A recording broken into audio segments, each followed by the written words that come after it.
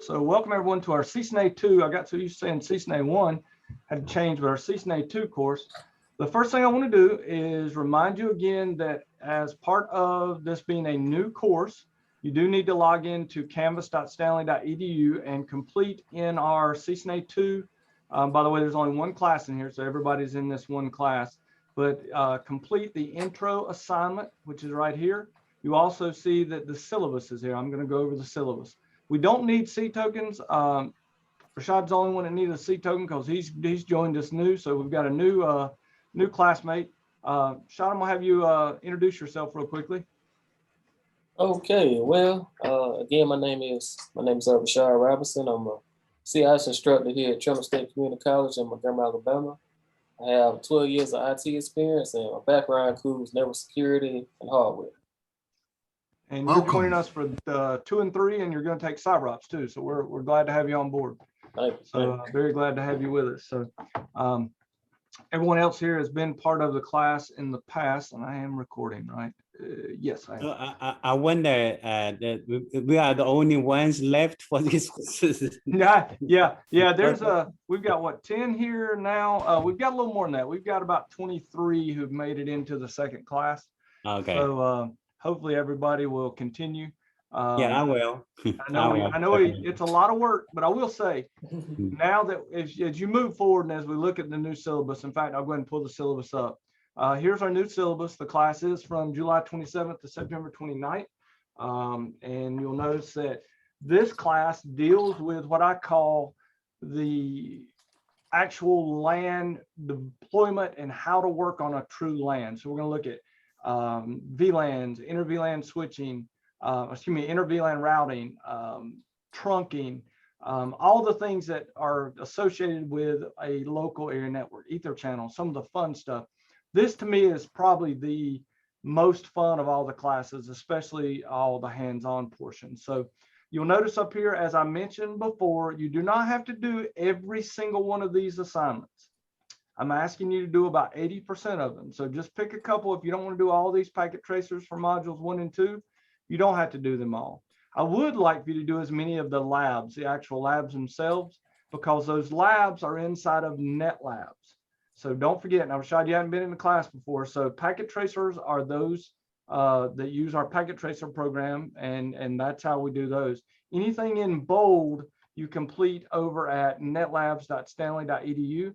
So for instance, right here, you should be, there's a bunch of folks in classes, actually a lot of people in doing labs right now.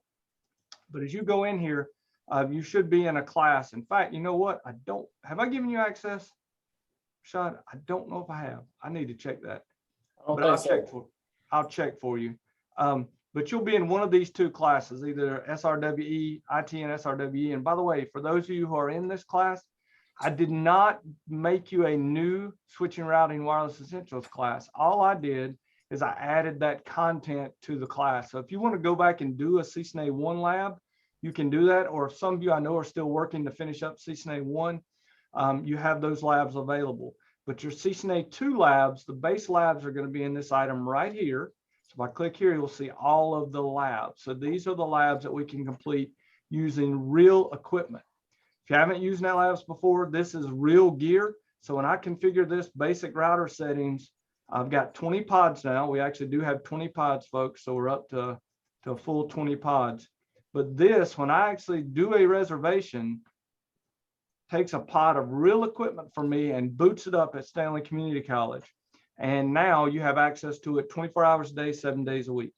So like this first lab, basic switch configuration, here's a real Cisco switch that's sitting here ready for me to do labs on. All right. And then you've also got a PC, which is a virtualized PC. And if you need it to be actual size, you can do that too. So you can actually see it. But you can also undock these if you need to undock them. If you've got multiple monitors, you can do things like that, but you can also redock them.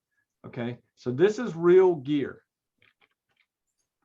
Now, I do want to spend a second before we go any further, continuing on the syllabus. So here we go. Notice that the items are due 1 week from this date. So that's the week that I'm assigning them, but they're not due till tomorrow. So these labs 117, 162 are not due till tomorrow. And then the labs that I'm showing here, they're not due till the 10th. So this is the date you start work on these items, not the day they're due, okay? The other thing is, again, notice I said complete at least 80% of the packet tracers and labs. If you are in a position where you're in a bind and you don't have time to do both, do the real labs and net labs instead of just the packet tracers. I'd rather you work on real gear than on the simulation, okay? You'll notice as we go through here, there are some sections when that entire week, there's one packet tracer, one lab. So if you do get a little bit behind, that's okay. You've got some time to catch up. There is not nearly the amount of work in this course as there was in Ccna 1. Okay. Now there's a lot of material to learn, but there's not as much in terms of the labs and the packet tracers. One thing I will tell you, it is very important that you read the modules. So I'm not going to tell you every week, read the module. But this week, for instance, you should have read modules 1 and 2, which are kind of reviews. And then modules 3 and 4 will be due for next week. Any questions on the syllabus? Any questions at all? Any questions on how to upload these? Remember, when you complete an assignment, you've got an upload item here. So you've got uploads for all the packet tracers and an upload for the labs. So when you complete a lab, you just click there and you upload your document with the answers in that document placed in there. So someone's already submitted some stuff here. You will also notice that this is a shell that was made by Kirby Simerson. Kirby is going to be your instructor for Ccna 3. And Kirby uses a little different method for his lectures than I do. Kirby breaks his lectures into small chunks because our students have the attention span of a gnat, okay? If you know that, all of us have shorter and shorter, even my attention span has become much smaller because of the way we interact with things. But with this now, Kirby has videos, 11, 12 minutes. And so Kirby will go through and let you look at these things, and you can actually look at your VLANs and the different items. So he does a really good job with these. So when you go to look at those, if for some reason you read the content, it doesn't make sense, you can go watch the video on the section itself. But here's where we upload items. And he's got a video on everything, pretty much every single concept. The only place he doesn't is down here on wireless LANs. Some of the wireless LAN chapter, well, actually in the entire wireless LAN chapter, there are videos on how to use a wireless LAN controller. So if I go over here and show you, let's uncheck this and just do videos, you'll see that down in the wireless LAN concept, there's an entire series of videos on CAPWAP, securing wireless LANs, how to configure a wireless network. Kirby didn't remake these. Kirby just said, hey, guess what? Watch these videos. So when you walk through here, I expect you to watch these videos. But this actually goes through and shows you a wireless LAN controller. All right. Now, having taken the CCNA, I will say you need to know this. That's really all I can say. I wouldn't say it's one of the most important things for the CCNA, but I will say you need to have the wireless concepts down. Not necessarily just how to configure in a wireless LAN controller. Because this wireless LAN controller is not a piece of equipment required for CCNA. It is not a required piece of equipment. Okay. So do I have any questions on the syllabus or where we're going for the next couple weeks together? Remember, due dates are not set in stone. The only thing that is going to be set in stone is you're going to be real tight on that 9/29 finish date for this class, because it is very important that you're finished before you start your Ccna 3 class. And then Kirby will pick up with Ccna 3, and then I'll be here through, looks like I'll be here through November, maybe the end of November, and then I'm taking about 6 weeks off for FMLA. So that's the only reason I am not moving forward to teach the Ccna 3 classes with you. I'm going to take some FMLA and figure out what I can do to get my back feeling a little better. Okay. But please, I think everybody on this call has already done the introductory assignment. If you have not, please log into canvas.stanley.edu and do that introductory assignment for me. All right. Any questions? The last thing I'll also mention, or the other thing I will mention, Rashad, since you haven't been in a class before, when we say do the hands-on final, the hands-on final is a lab inside of the class itself. And so for Ccna 2, it's a skills assessment right here. So when you're ready to do the hands-on final, you will do it inside of my NetLab system. And then I can go in and look at everything you type in. That's the beauty. Have you ever used NetLabs before? You know, first time. Okay, you're going to love it. It's an amazing system because it allows you to, like I said, have real gear and allows you to go in here. But when the other class was doing the introduction to network skills assessment, I can go in and see every single thing they type in. So I can grade it right there, which is really, really neat. Okay. Now, I do want to mention something about our hands-on assessment for introduction to networks. Many, many people had this problem right here. They went in and they went interface VLAN 1, and they did IPv6 address, and they tried to put in an address 201:DB8 DB8 ACAD 1 or A 1/64, and you got an error message. Well, that one actually didn't give me an error message. Should have given you an error message. But if it doesn't, what does that mean? It means let's do a do show SDN prefer. You'll notice this particular switch already has the dual IPv4, IPv6 turned on. Okay. Some of the switches, and many times in the real world, that will not be turned on. You will have just the IPv4. If that's not turned on, you have to do this. You have to do SDN prefer. Oops, do a question mark. And set it to dual IPv4, IPv6. If that's not on, you cannot put an IPv6 address on a 2960 switch. You have to say this, and then you actually have to save it and reload the switch. Many of you could not get your IPv6 address put onto your switch because you did not remember this command. This is why I stress real gear. Guess what's on by default always in Packet Tracer? Both IPv4 and IPv6. But in the real world, it's not. So on real gear, if that template's not on, you have to set it. Most of the time, the template is set to default, which only supports IPv4. Questions about that? Let me go back in here because I can jump into. So that SDM means system. What does SDM mean? System device management, I believe. Okay. So let me check because I may be blowing that. Let me pull it. Here. I don't do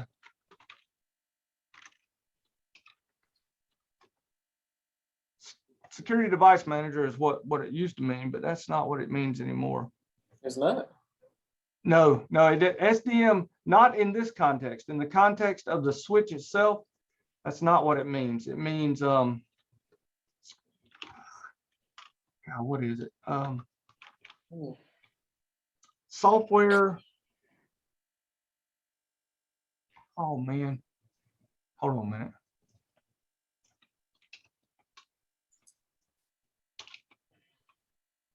It's in the curriculum. I just can't for my life, the life of me.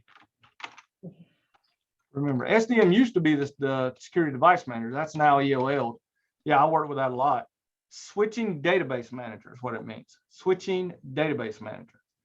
Okay. So this is kind of a shell of the command, sort of, right? So this that provide. You can only start from here to provide some other command. Correct. So let's look right here. So this is another lab that I did. This is in pod 19. So you'll notice that this has the template prefer or default. So the switching database manager on this is default.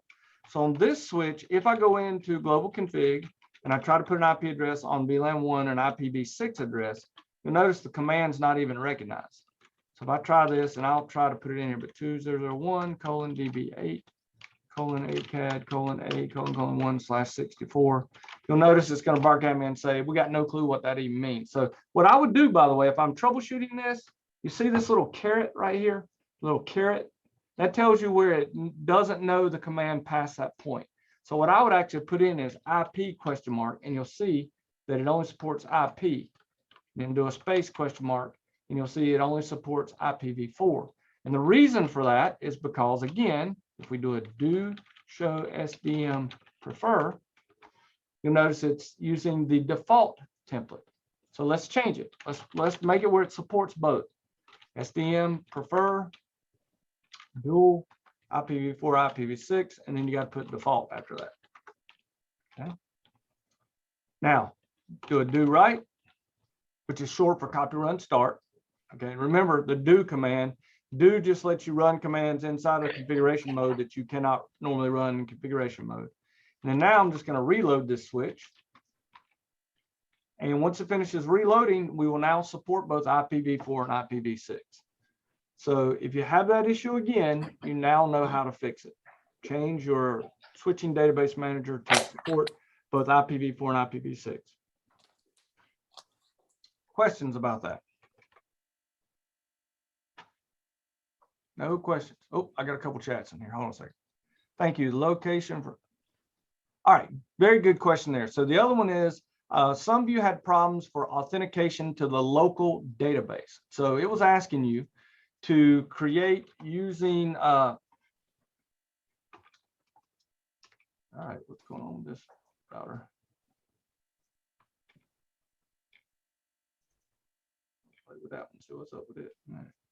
So let's go here. So on your hands-on final, you had to do a SSH connection. So in other words, let me do this real quick. Let's do int VLAN 1 IP add. I'm just going to give it 192.168.12. Y'all know 12 is my favorite IP address range. Everybody should have their own favorite personal IP address range that they love. No shut. And I'm going to do a host name of S1. I'm going to do a domain name, IP domain. And remember, on some iOSs, there's a space name on the router. Some there's a dash, cisco.com. And then I'm going to do crypto key generate RSA. And then we're going to do a 1024 just because that's typically what I use. Non-exportable. So we got our keys. Now we're going to create a local user in the database. Username, admin, password. I'm just going to do Cisco 123. All right. Now that is a local database username. Then I'm going to go to my VTY lines. Line VTY 015. Remember, switches have 16 different VTY lines. And I'm going to type transport input SSH, which allows only SSH incoming connections. And then I'm going to put in here now login local. And so this says anybody that tries to connect to my VTY line has to be authenticated to a local user in the local user database. So that's the local user database right there. Now I'm going to do a couple other things here. I'm going to do an enable secret of class. And then I'm going to do a do write just to do that. Now let me go to my PC here and let's assign us an IP address on this thing. So we'll go to our Ethernet, change adapter settings, properties.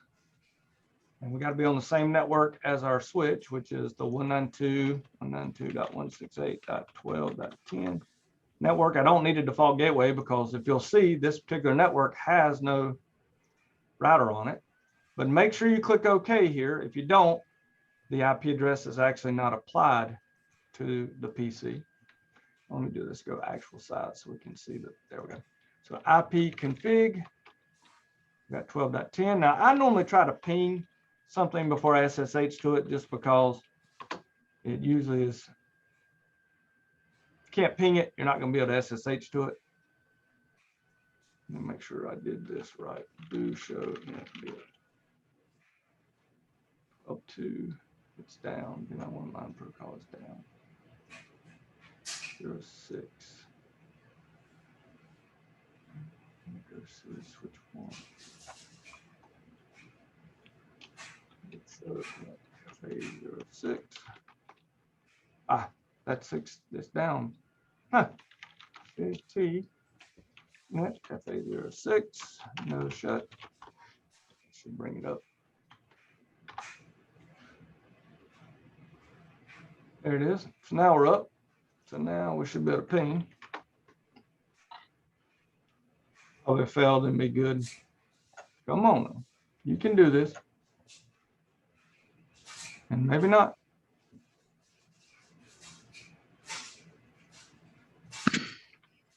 These are new. These are all new pods that I brought online, but they should all be working. Kelly, Yes. I noticed sometimes you have to do a shutdown, then a no shutdown command to bring it up. I was having trouble with the same thing. Okay, let's we got an up there. Let's do this show in VLAN 1. We're up there. Let's ping.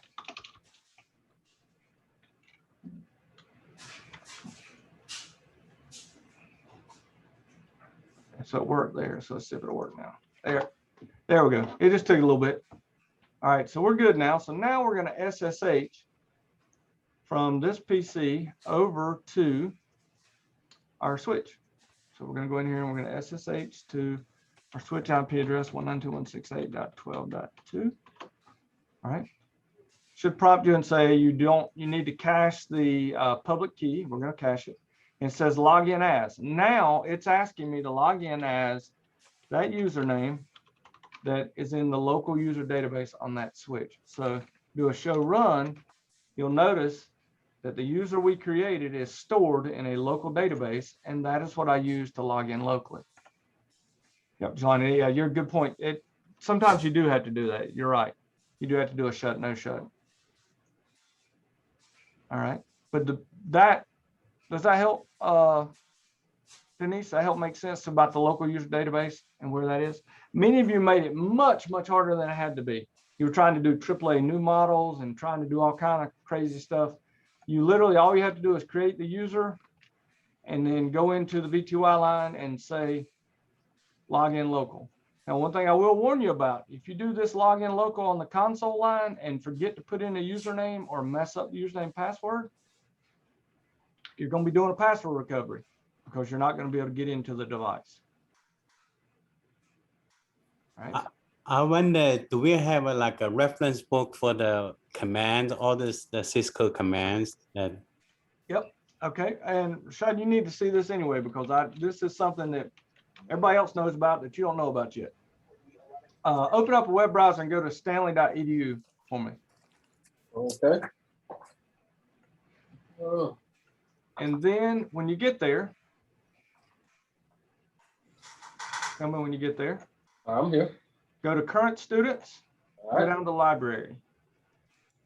Click on the library. Wait. Current student, library. Yep, should get this page right here. Oh, you know what? I don't see library yet. I don't know where we're looking. Oh, under Yeah, current students, library. Hold on 1 second. All right, so I'm here. Library. Okay. Now click on resources. Mm-hmm. And you get these database comes up. Click on A to Z database list. Okay. And then go to the O for O'Reilly Media Database. All right. Click on it. Mm-hmm. You're going to say, scroll all the way to the top. It says not listed. Click here. All right. Put in your Stanley Community College email address. So that's your email address that you use to log into Canvas. Oh, wait a minute. We're going to find it. Yeah. Because what I want to show you is this amazing resource you now have access to. You ever heard of Safari Online? Mm-hmm. You've got it free for the next at least 2 semesters. Oh, wow. So you have full content. Now, Dr. Hughes, what you were asking about is, do we have a list of items? So yes, we do. Under our shared playlist, if you look under CCNA, there's an entire book that is, oh, where did it go? You know what? All right, so expert playlist, right? Do what? Yeah. Oh, I'm sorry. Go under Explore. Go to Shared Playlist, and you'll see the CCNA playlist. And this is all that you have access to all these books, and even an entire video course for the CCNA. completely free. Anything you want to study for, by the way, you also have. Now, what I'm looking for here though is CCNA portable command reference. I don't know what happened to it.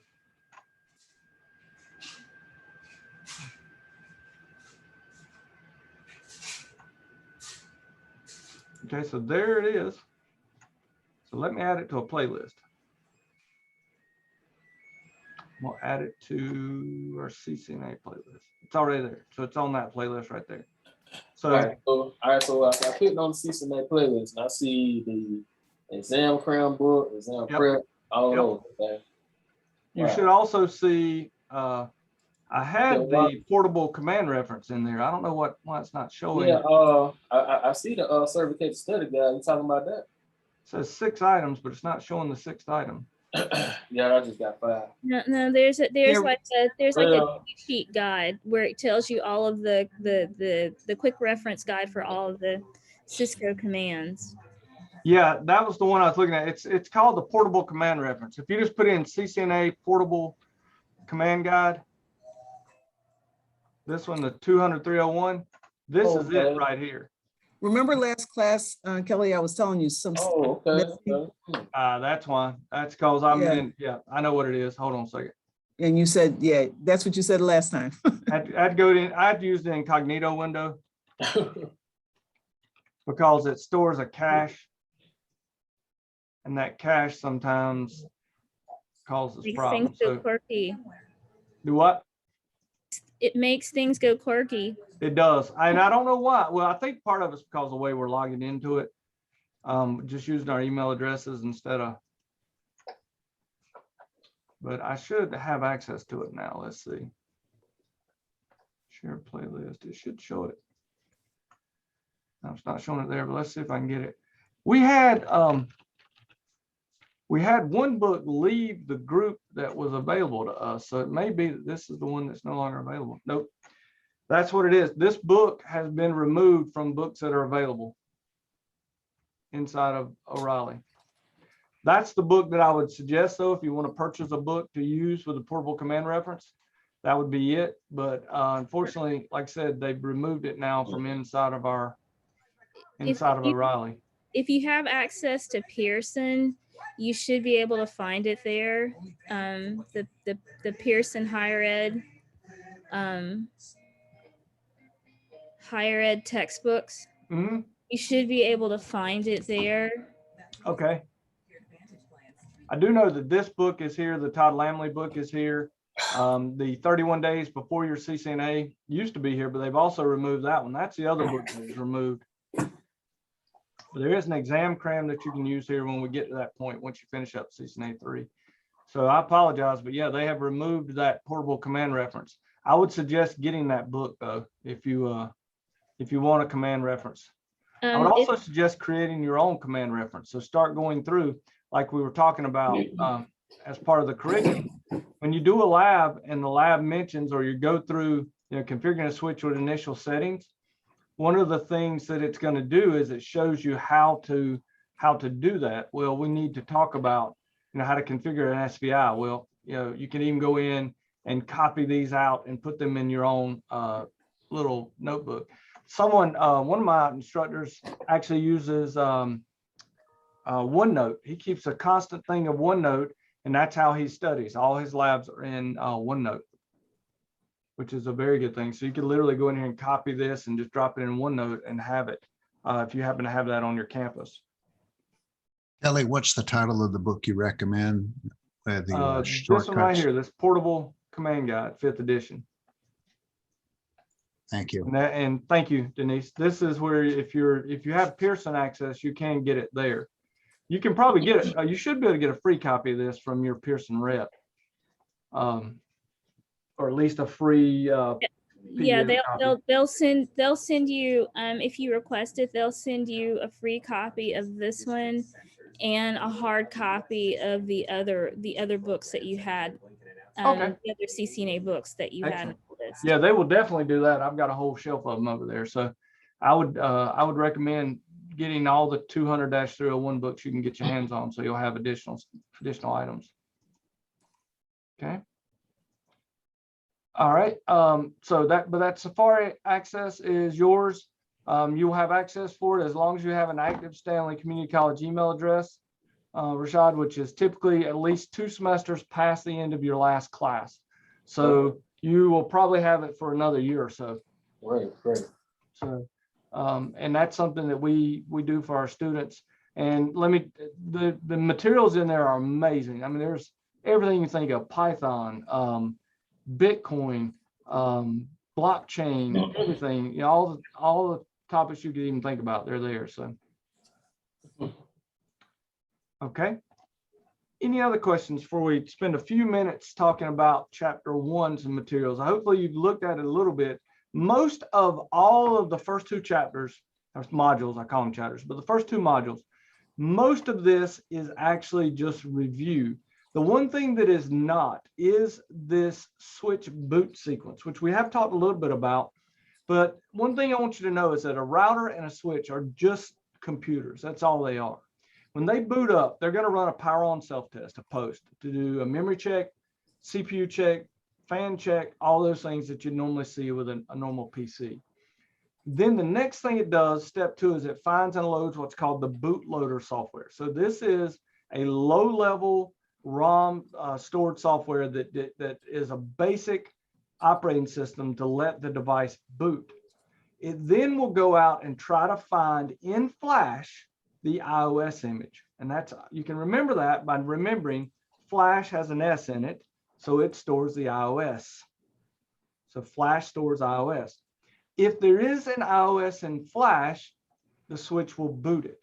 Now, our switches, our low-level switches that we have, typically can only hold 1 iOS image in them, okay? So typically, the first one found, it just boots it, and there's only 1 there, okay? So if I go over to my NetLabs here, and I'm looking at this switch, and I do dir flash colon, that showed directory flash colon, you can see that the image that is on this particular switch is 2960 land-based K9 MZ1522. All right. If this was a high-end switch, it may be possible to actually have multiple iOS images on this device. And in fact, one of the things we do, if we do a show boot, it will show you that right now, this particular switch is set to boot from this image. That's what this command allows you to do, this boot system command, boot system flash. And people will say, well, why would I ever use this? Well, here's an example. In the real world, on a high-end switch, we need to update to a new iOS image, but we're scared of it because production environments, we're scared anytime something new comes out. All right, it's just a fact of life. It scares us to death. But we could take the new image, if we had enough room in Flash, we could put it into Flash as an additional image in addition to our current image that we're using. We could then go in and do the boot system flash command, point it to the new image, and reboot the system. It would boot the new image. If everything was okay, we let it run a couple days. Then we remove the old image. But heaven forbid, we reboot it, everything goes completely haywire. Okay, nothing's working, we're having problems. We could just change the boot system flash command back to the old image, reboot, and we're restored right back to our old image. So that's how the boot system command is used. Any questions on it? You'll notice it's boot system main command, the device. Now, one of the things you can get in trouble with is on some of our routers now. Our routers actually use, see if this router ever come up. We're not up there. We go. All right, it did. All right, terminate auto install. But on the routers, especially the newer 4300s and all the 4000 series, instead of flash, it's called boot flash. So when we go in here, you can still do on this particular router, you still do a dir. All right, go ahead. All right. You still do a dir flash colon. Okay, and for right now, it's giving you the exact same thing, so it shows you our image. But they've started now using the item called boot flash. and you'll see it's the exact same thing that you're getting right now, but eventually, like with the boot system commands, show boot, you'll notice the boot variable is not set on this particular device, but you can do the exact same thing with a router. You can actually set it to boot from particular iOS images so that if the iOS can, or if the flash can hold multiple iOS images, but you need to use the boot flash instead of flash on a router now. All right, so let's go back. Let's just go right here over here. There it goes. So we can do a dir flash colon, and you see there is the image. And then we can do a show boot, and it'll show you the boot path. And so here's the boot path. So that's what's been put into the boot path. You'll notice here the next item is when the device loads, once it's loaded the iOS image, it then goes and tries to load the startup config file, which is saved as a file called config.txt. So even though you do a copy run start on a switch, the file is actually not stored as the startup-config. It's stored as a file called config.txt on 2960s anyway. As you move forward and learn more about different switches, like higher end switches, the 9000s, the other switches that are available, some of this changes a little bit, but for us, there is a config file and it's called config.txt on our 2960s. So that's the boot system command, and that's one of the few things you did not know about at this point. I always teach this, LEDs, green's good, anything else could be bad, all right? You know, down the road, we will learn about, as you look at these, what it means, each one of these different items. So redundant power supplies, system status, duplex, speed, PoE. What is PoE, by the way? Power over Ethernet. Power over Ethernet. There used to be two different power over Ethernet standards. Now, thankfully, we've settled on one of those standards. So for the most part, everything should be compatible now. Should be. Just be aware that if you've got some old PoE devices, you may want to check to make sure that the switches you purchase support that. Power over Ethernet is an important consideration for you to teach your students, because the problem is you can't add it to a switch once you purchase it. 99% of the time. There are a couple switches out there you can, but most of them you can't. So if you need power over Ethernet, you make sure that the switch you purchase supports it. Why do we need power over Ethernet? What is powered by PoE? Because what's going to happen is you may end up having, say you have like those key card readers that are protecting your labs and stuff. There's not a power outlet for you to plug that in. So you've got to get power from somewhere. So Exactly. So that's where that's going to be your power source. And also it powers our security cameras, phones, access points. All of those things are being powered by power over Ethernet. In fact, I was looking at PoE ubiquity power over Ethernet and its requirements for cameras for my wife's business just yesterday. So that's something you need to keep in mind whenever you purchase switches. Do you need PoE support? Now, switch management access, we've done this already. Now you'll notice, look at what they've done. They've changed, because all of Ccna 1, we told you, okay, use VLAN 1 and put the switch virtual interface IP address on VLAN 1. Real world, we never, ever, ever, ever put an IP address on VLAN 1, because all ports by default are part of VLAN 1. And if you use VLAN 1 for your management, that is a major security problem. We teach you that in Ccna 1 because it's the easy thing to do. Now we're in Ccna 2. It's time to step up our game a little bit. Now we're going to start using a different switch virtual interface. So we're going to use VLAN 99 or some other VLAN as our SVI. It's very simple. You just go interface VLAN 99, put an IP address on it. You'll notice here, they've already done the SDN prefer. Okay, so that's always there. If you need support for IPv6, make sure that's turned on. And then we got a basic lab that we have here. Quick thing, Rashad, whenever you're doing a lab inside of NetLabs, do not use the document from inside of Netacad. You must use this document right here, because you'll see it says this lab has been updated for use on NetLabs Plus. So anytime you do a lab, make sure you're using this document inside of NetLabs, not the document inside of our curriculum. And Rashad don't do shit. Remember we came and we switched out the ports and those Ebenezer, was that a question for me? Oh, maybe not. All right. So again, make sure you're using this content anytime you're in a lab, because if you don't, you can definitely get yourself in trouble, because the labs can be slightly different if you're not using the one that's in here. If you need to fill out information and upload it, which, like, see how this says type your answers here? What I suggest you do is just download this document and open it in, download it and open it with Word, because Word will convert it to a Word document from a PDF. Then you can type your answers in and then upload that into NetAcad. Does that make sense? Okay. Any other questions on the first part here of our how to configure a switch? All right. We've already talked about ports a little bit, talked about full duplex, half duplex.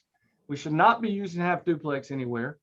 We should really be using duplex full. I will show you a trick here. You probably already know this, but just in case you don't, what if I need to configure? Let's do a show interface. Let's do show IP and brief, just short, brief. Let's say I wanted to set all the ports from FA01 to 024 to be full duplex and the speed of 100. Don't forget the range command. So I can go into global config, and you can do interface range FA0/1 space dash space 24. You'll notice now a new command mode you may not have seen before, config dash if dash range. If I type in here duplex full speed 100, but it'll do show run now, you'll see that every single one of these ports has had that command placed on it.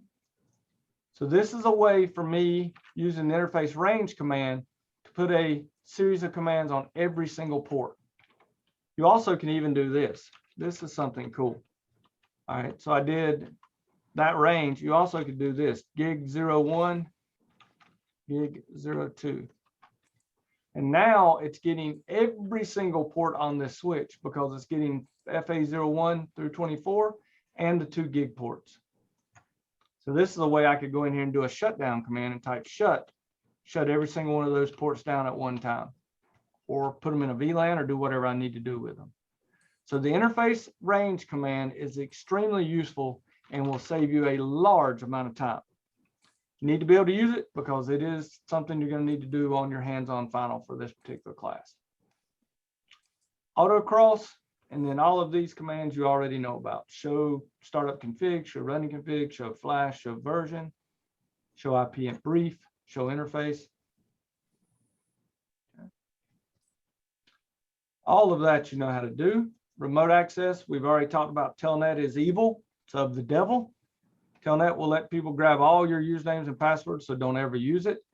That's why we use SSH. And they walk you through one of the very first things they have you do again is SSH. So here we have walking through SSH.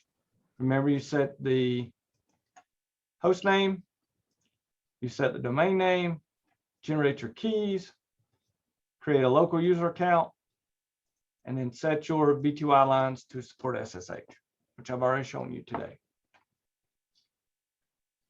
And then our basic router config is just the exact same thing. Going in and doing our basic config. This is something at this point that you should be able to do now in 5 minutes or less. A basic router config. Just boom, drop it on there. Okay. And that's all there is for chapter or module 1. Any questions on it? No questions at all? Okay, I'm going to stop here. We'll pick back up and talk more about switching and VLANs next week. Remember, you need to read these VLANs and inter VLAN routing and watch those videos. But we'll talk more about VLANs next week and their role and what they do. And please try to come to class next week with questions you have about switching concepts, about VLANs, and about inter VLAN routing, so that we can have that as the basis for our discussion. So I'm going to stop sharing my screen. Are there any other questions? Everybody good to get started on class? I'm good. Yes, yeah, good. Okay. I am super excited to have everybody here. I'm so excited to get started. Remember, Thursday, we'll be going over labs. So I actually walk through the labs, probably go ahead and walk through the labs for module 3, because the labs for module 1 and are so easy. They're just review. But I'll be walking through at least one of the VLAN labs and one of the inter VLAN labs, inter VLAN routing labs on Thursday. That meeting is optional. You do not have to attend the Thursday meeting at 3. All these meetings are recorded and they will all be put onto my YouTube channel in a new playlist called ITC FA21. And then I will email these out to everybody just as soon as I get them placed on my YouTube channel. So for the module exam, you will still give us like a 10 chance, right? I mean, exam, all this. Oh, module. yeah, the exams. In fact, I got to turn the exams on for you. The exams you will get, they're going to be set to allow you to do up to 10 times.